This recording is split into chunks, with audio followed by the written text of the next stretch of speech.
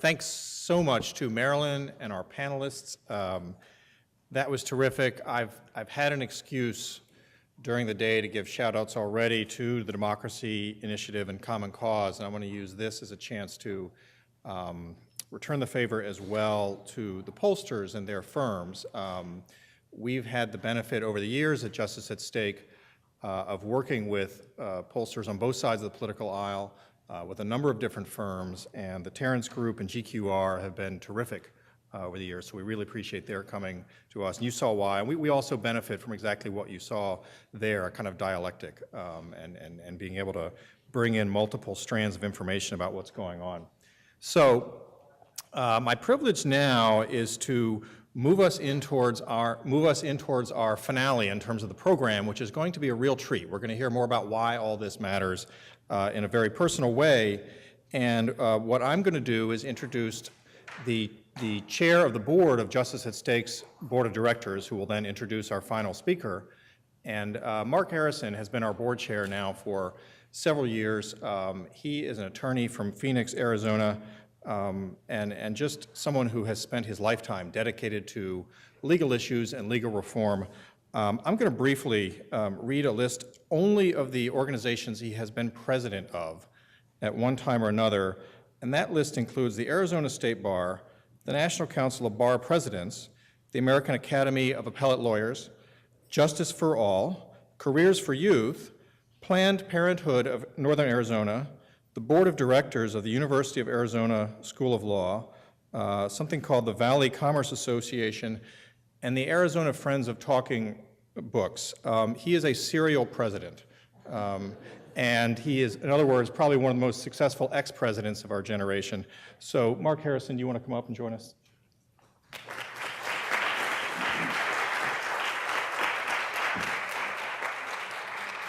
Thank you, Bert. I think that was a testimonial to old age.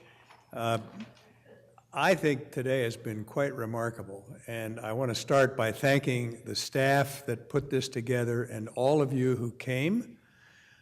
And the speakers and moderators in today's panel. I felt energy and enthusiasm and commitment, which is so vital to this movement.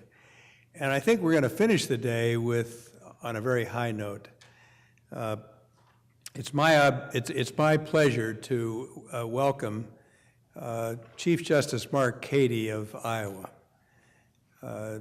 Chief Justice Cady has been a judge for a long time, not as long as I've been around, but he was first one on the bench in 1984, went on the Court of Appeals in Iowa in 1994, went on the Supreme Court in 1998, and became Chief Justice in 2011. So he's been a judge for a long time and has seen the judicial process at work close at hand. Chief Justice Cady is a graduate of Drake University and Drake University Law School, Order of the Coif, and he's been a champion of the judicial branch so as long as he's been on the bench. He's been a proselytizer for judicial independence, fair courts, impartial courts, and his role became obviously a lot more acute following the decision in Varnum versus Bryan in 2010. And following the defeat of the three justices who lost following that decision, Chief Justice Cady led the effort to help educate the public about the role of judges in our society, an issue with which we're all deeply concerned. He's done a lot in this field in the time since then, not before and since, but more recently.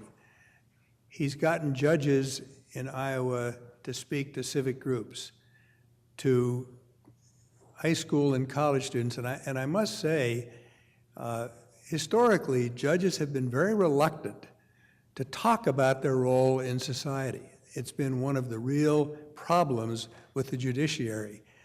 And when I chaired the commission to revise the Code of Judicial Conduct, we heard testimony about why judges were reluctant to go out in public, and Chief Justice Cady has led that effort in Iowa very successfully.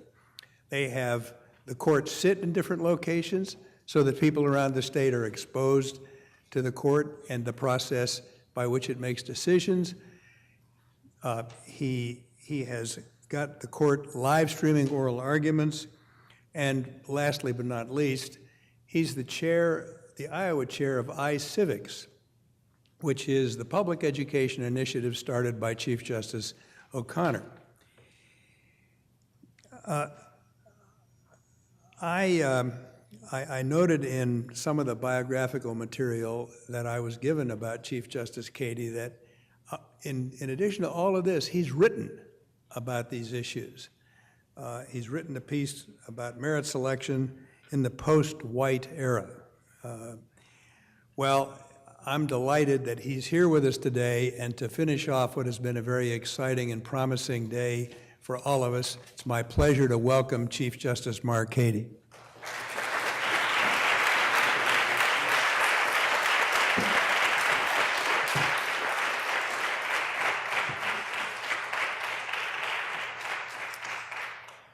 Thank you very much for that warm welcome and the warm introduction as well, Mark.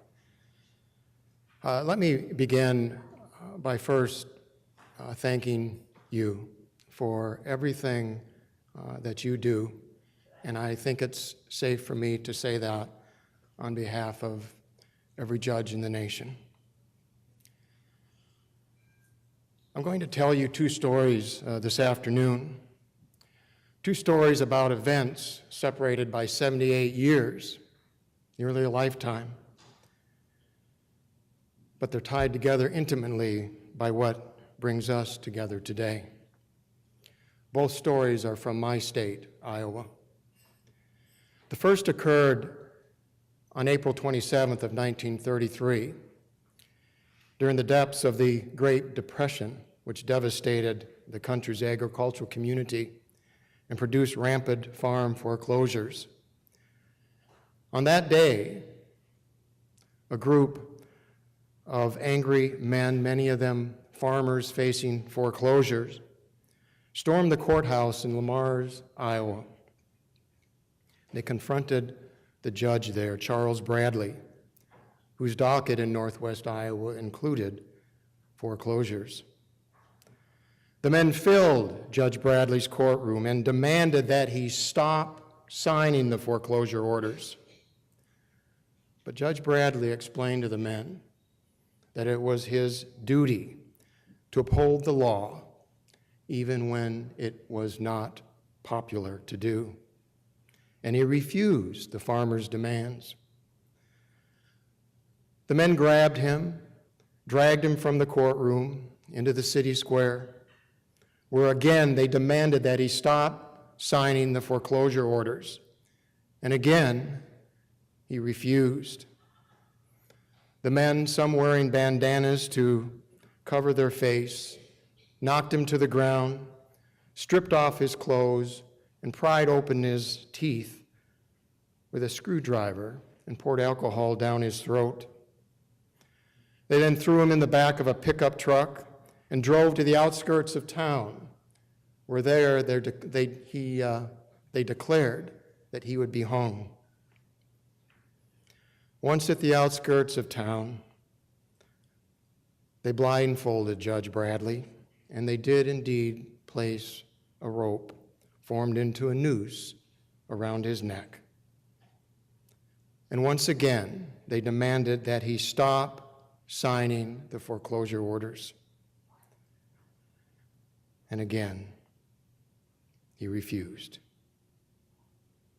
They pulled the rope taut around his neck and lifted him off the ground until he fell unconscious.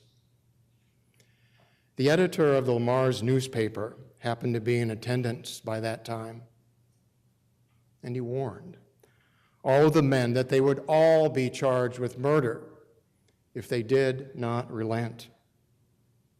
And with that, the mob dispersed. Judge Bradley was not in his courtroom the next day, but another judge was. And that judge was there to carry on the rule of law just as Judge Bradley had done the day before, and even though it remained just as unpopular. The incident was a national news story, and yet it remains an important story for us today. For on that day, April 27th of 1933, Judge Charles Bradley could not have done more to uphold the honor of the system of justice in the face of public attacks against judicial authority and the rule of law. And his actions that day could not have better described and memorialized an important aspect of judicial independence, that judges make decisions based on the facts of the case and the rule of law and not popular opinion or outside pressure. This is the very fabric of our judicial system. It is embodied in our oath as judges and in our rules of ethics, and it helps explain the foundation of our strength as a nation. Let me explain further. A few years ago, the World Bank conducted a study to determine those factors that account for the wealth and the strength of a country.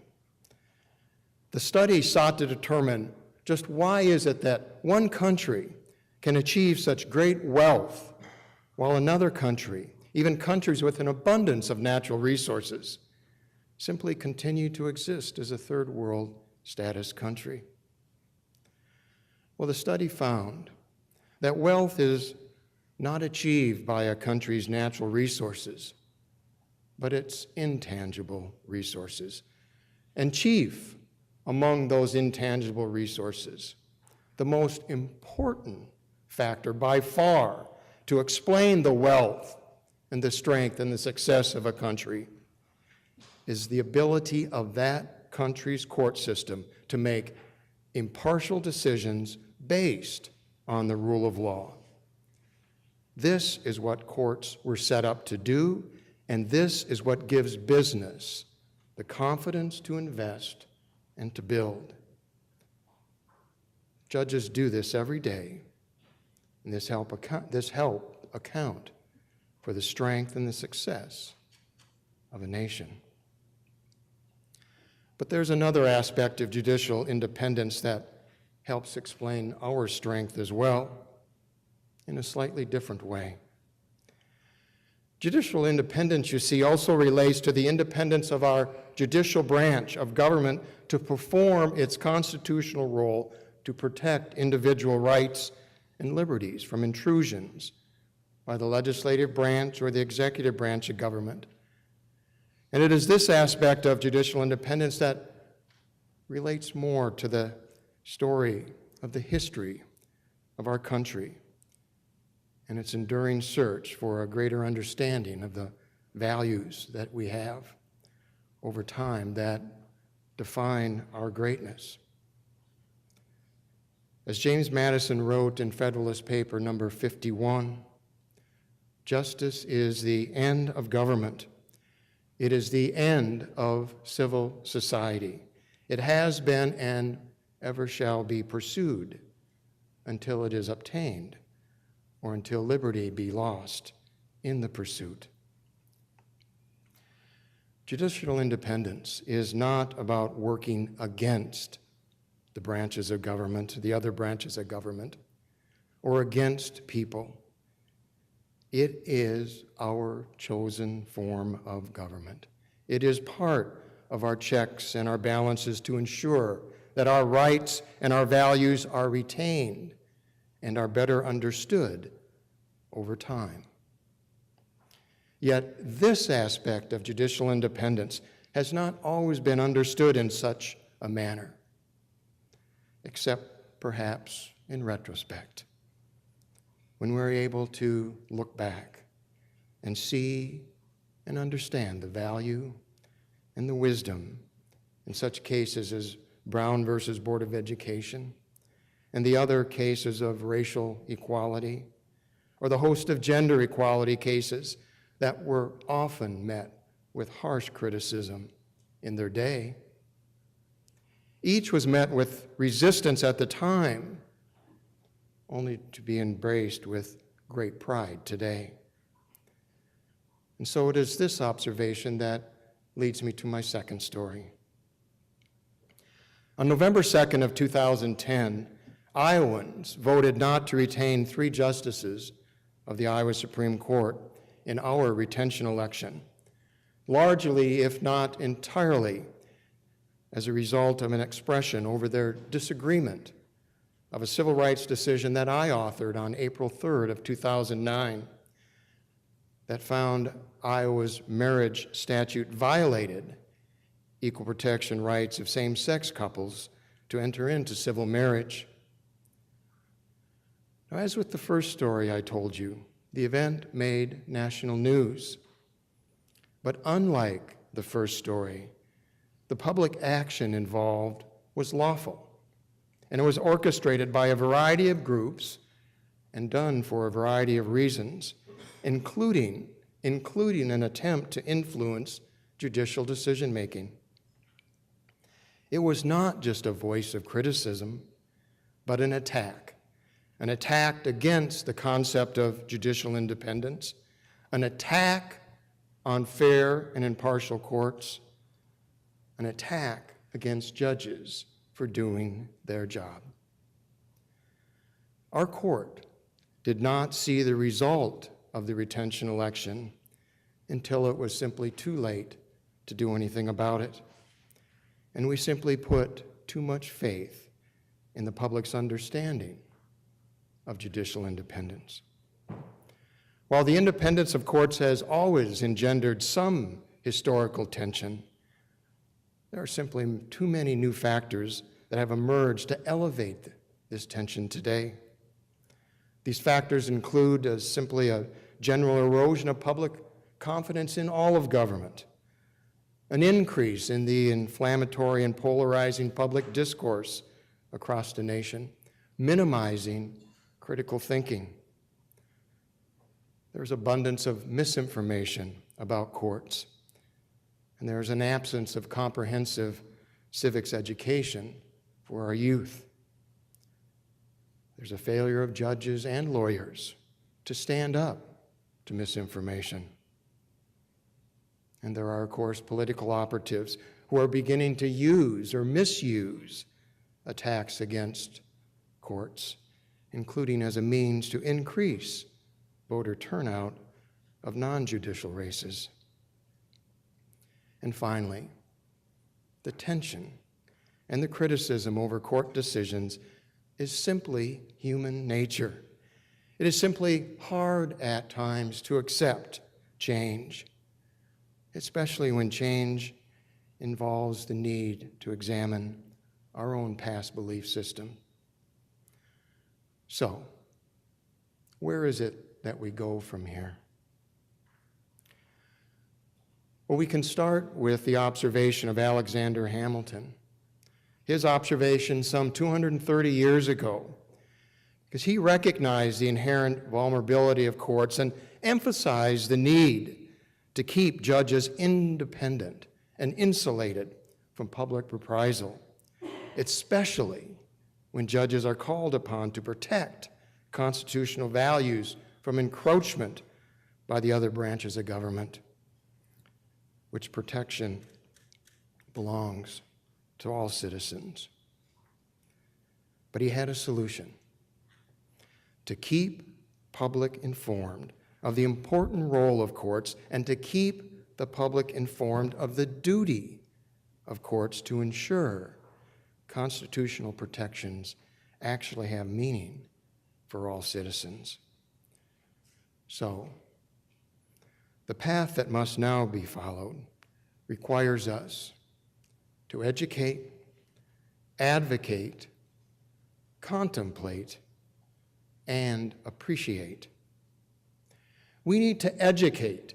We need to educate the public about courts by providing information about the role of courts in our democratic form of governing, the role of retention voting, the qualities of a judge, and the value and the quality of a judge, and the value of performance evaluation of judges. We need to give voters the tools, the information to participate in a responsible way And courts must do more to display their qualities to the public, because those qualities are qualities that are admired and are desired by the public. In Iowa, one way we have done this is by simply doing our work in a more open and transparent way, so that the people can see the justices as we are and not how others would want to portray us. The Iowa Supreme Court has heard oral arguments in 13 communities across our state since 2011, and in the process, we have visited over 100 high schools, colleges, and universities in our state. Lawyers and business leaders have joined hands in this effort, and together we're beginning to strengthen and open up understanding while giving the public a better perspective to see through unfair attacks against judges. We need to advocate.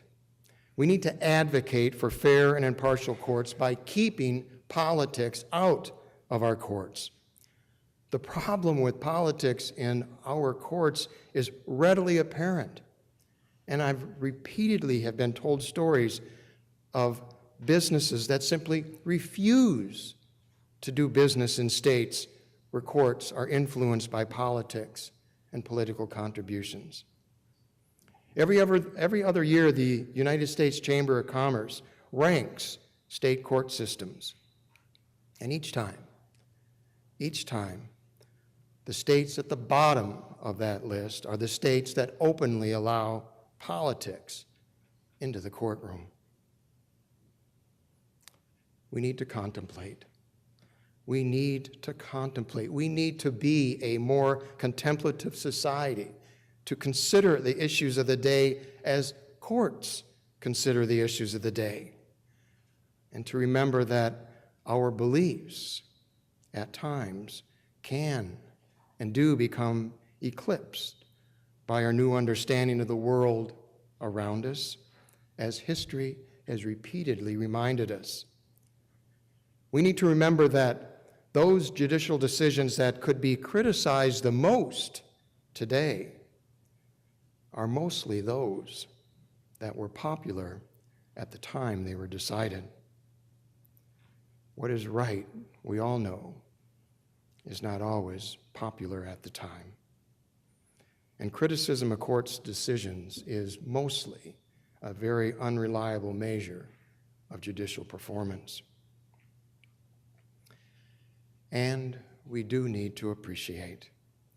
We need to appreciate why we have been able to develop into such a great country.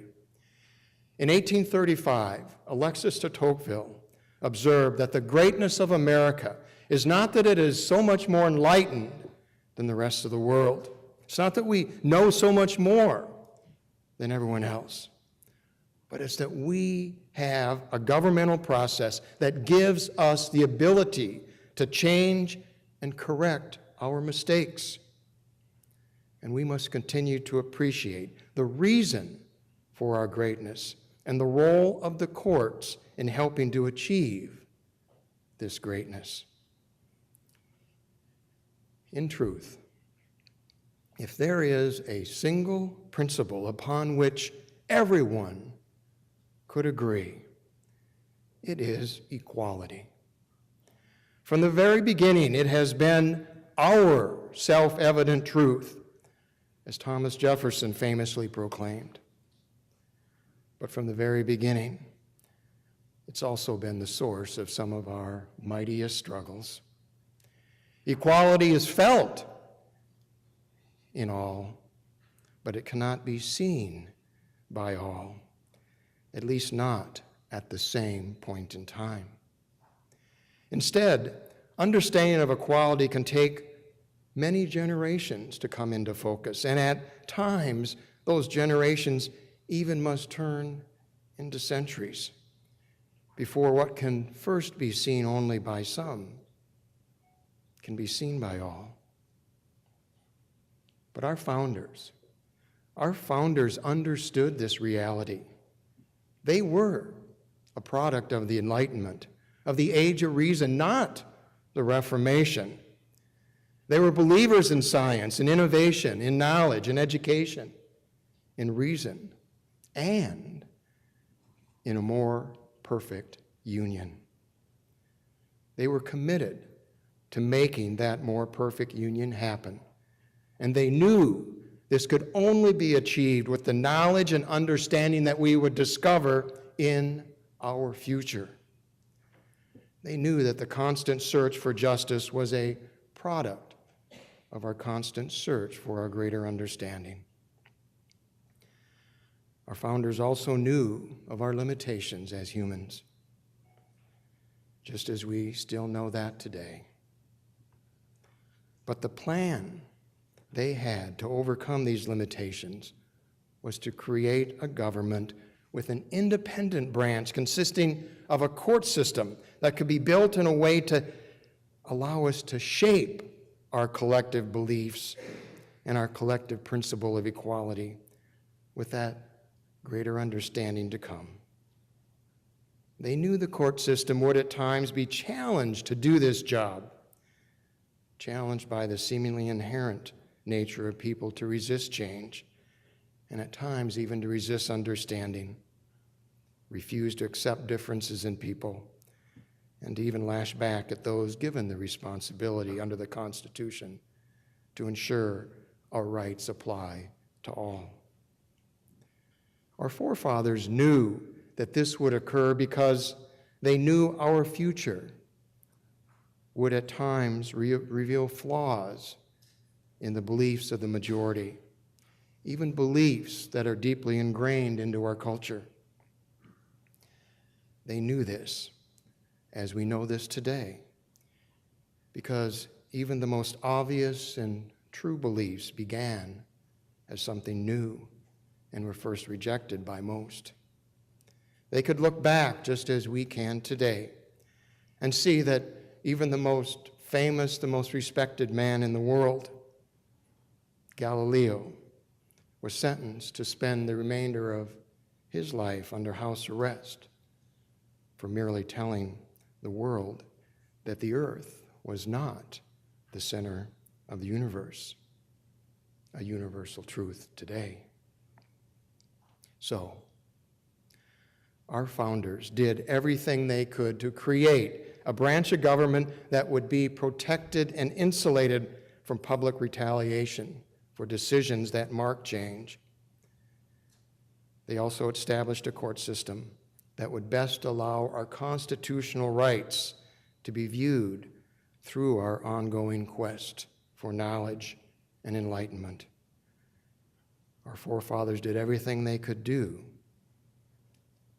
to create this process, and we must do everything that we can to maintain it. Despite what happened in Iowa in 2010, and has happened many other times throughout our history when judges are called upon to make controversial decisions, the foresight of our forefathers has been and will continue to be critical to our success as a country. From that young schoolgirl named Linda Brown from Topeka, Kansas in 1954, to that dignified and determined woman named Edith Windsor in 2013. Their stories of struggle have become our nation's story of triumph. And in every case, there was a judge or there was a court that did what our Constitution demanded, and this process has made all the difference to where we are today and who we will be tomorrow. It has allowed our new understanding to truly make a more perfect union and to bend that arc of justice just a bit more until the day, that day that it will be but a point, a single point upon which we can all stand. I think this day will arrive earlier for us if we can all understand and accept the important role of our courts. And we'll even move faster if we can become that more contemplative and thoughtful society. Of the 4 points I made to you, to educate, to advocate, appreciate, and contemplate, the last perhaps would be the most enduring. Because I think the famous jurist Leonard Hand gave us the best approach as citizens when he commented about the spirit of liberty in this country. He said it must be a spirit within all of us that is not too sure that it is right, that it is one that first seeks to understand what is in the minds of others, and one that weighs the interests of others alongside our own without any bias. In writing Iowa's marriage equality decision, I ended the decision with one single but powerful word. That word was affirmed.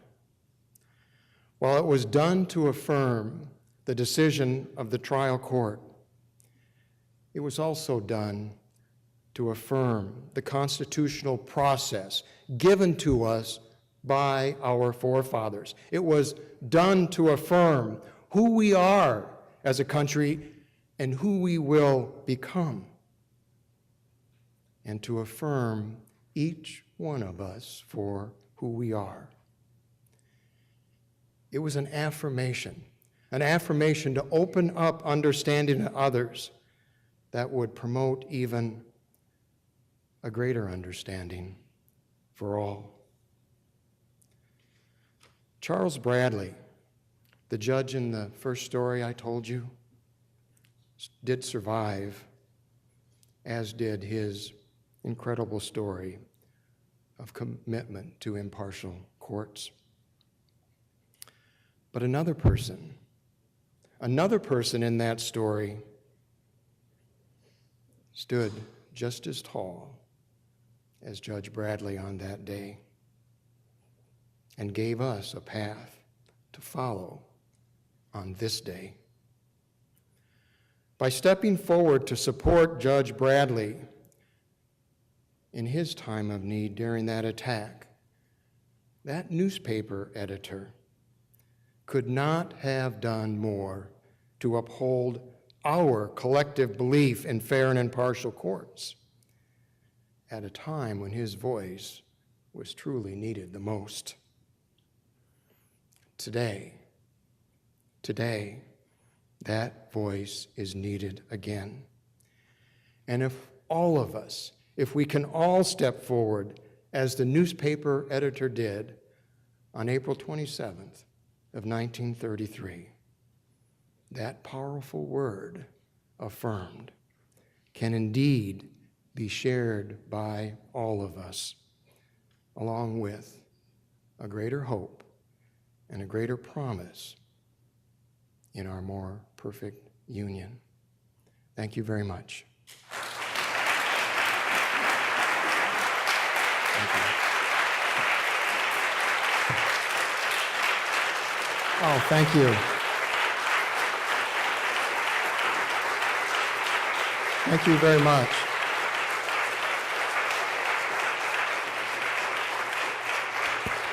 Thank you. That was very, very kind to you, and I'm proud to stand for you as well. I do have a little time for questions. So if you have a question, just go ahead and raise your hand and we'll get you the microphone.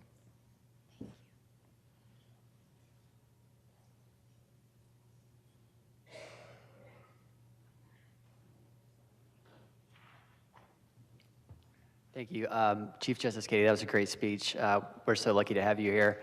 I'm wondering if the 2010 election changed the way you felt about the way Iowa chooses and retains its judges, or if there were any sort of lessons that you took away from the process. Yeah, that's a great question. We always need to be examining our processes to make sure that we're doing it in the best way. But I'm convinced that the merit selection process that Iowa has, and about 23 or so other states do as well, is a solid, fair way. But I do think it's necessary for us to give the voters the right information so that they can be the most responsible voter possible. Yes, Mark. You talked about how following the Barton case, the court embarked on what can only be described as a pretty substantial civic education program in high schools, colleges, and in sessions of the court. Do you have any sense of how that has changed attitudes and understanding of the public, if at all? Well, I can't help but think that our contact with the school systems across the state is not making an impact. But what I can feel right now is the impact that we are making with business leaders that we reach out to as well, or even our legislators. I've made it a point to maintain office hours while our legislature is in session. So I go over there one day a week, and I go down and have lunch with them and just be a part of them. So it's just it's an overall greater awareness. And I'll give you a real good example. The president of our bar association went to visit his doctor for a checkup. And during the checkup, the doctor just said to him, "Say, I really like the way the Iowa Supreme Court's going around the state having their trials." Now, he didn't quite get the approach right, but that is such a popular thing in our state. People mention it, and they like it. And so it's everything that we're doing. And I think the school system will have long-range impact, but we're making a real direct impact today just by the things we're doing.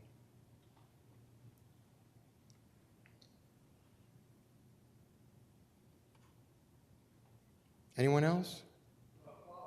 Yes. If this was videotaped, I think I signed away my rights when I should have had my lawyer read the contract before I got up here.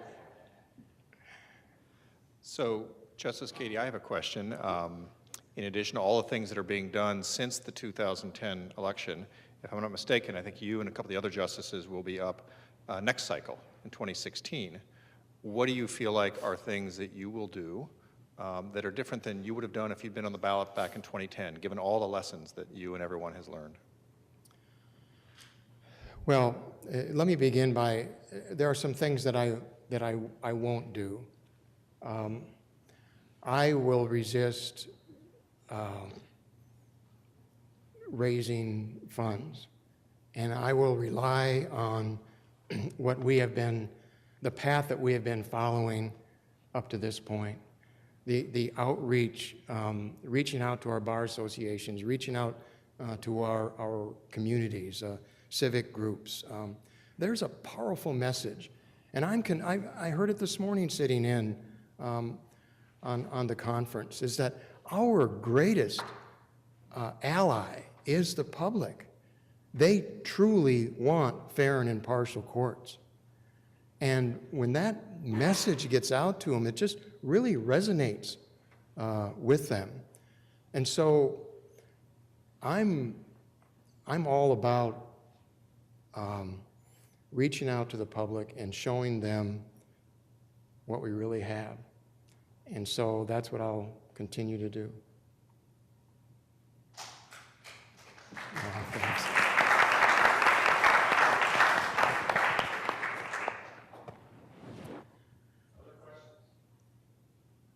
All right, yes. Thanks. So just to follow up on that, I'm curious what your reaction is when you see judges who have been targeted by these attack ads who feel the need to raise money and kind of engage in the election, and what's your response to that? Yeah, well, I'm not about to criticize any judge, and I'm certain about my feelings today, and I hope I maintain those feelings when I'm up in 2016. But you know, people, including judges, can choose the path that they want to go, and I simply choose the path that I want to follow. Yes.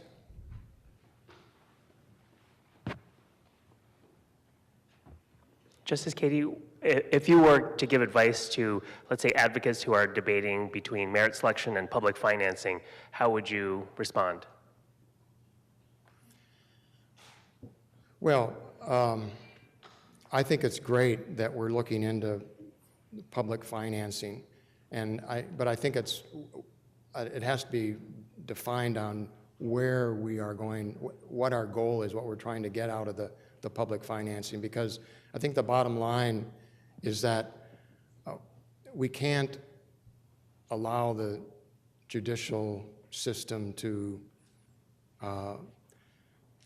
become involved in the retention elections to the point where it's going to be viewed as being political. And so, because that undermines what we're all about. And so, if the public financing is for the purpose of educating the public, providing information to the public, then that's the right direction to go. So we need to continue to sit down and, as I said earlier, discover the very best way to select our judges consistent with the need to have an independent branch of government that is fair and impartial. And this is what you do, and I'm so thankful that you are doing it. Yes?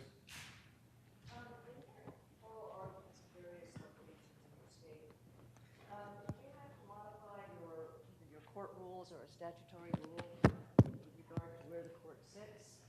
And how did you handle security concerns? We did not have to modify.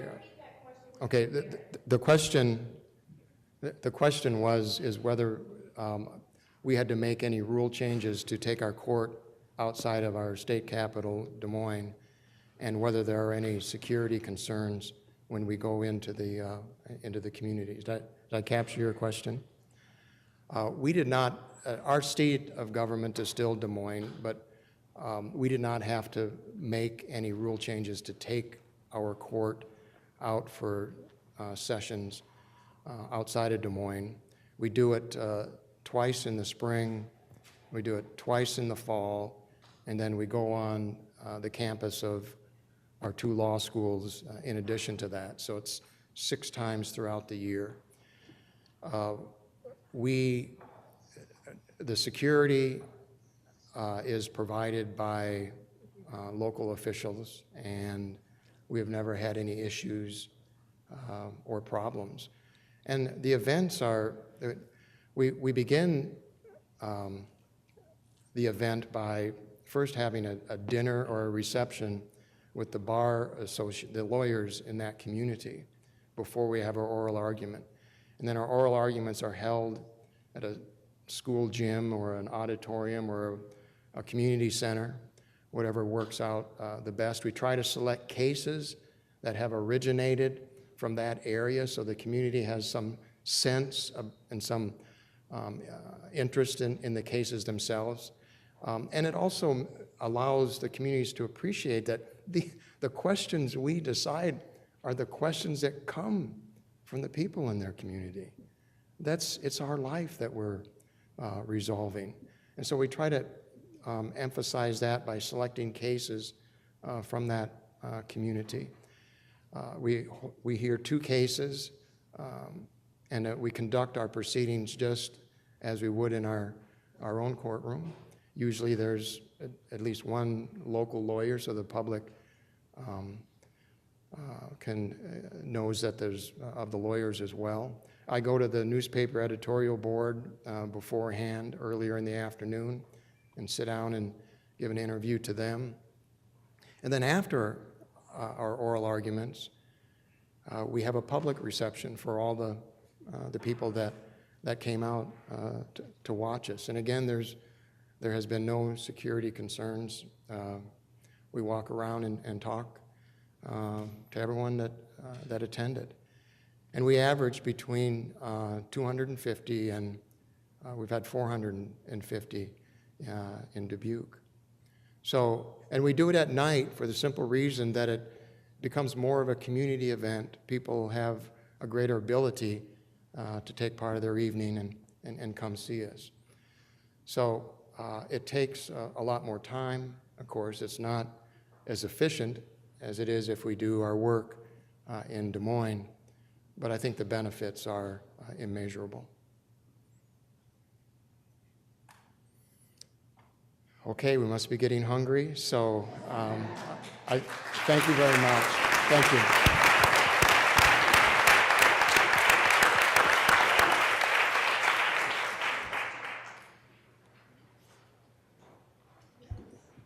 Justice Cady, thank you so much for providing the perfect ending to a great day.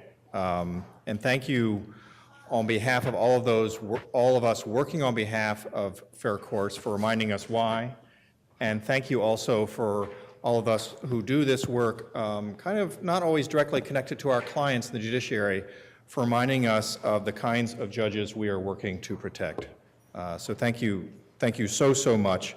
And indeed, now we get to go have drinks and dinner. You're all invited to join us for drinks on the patio and then dinner at Seta Osterio.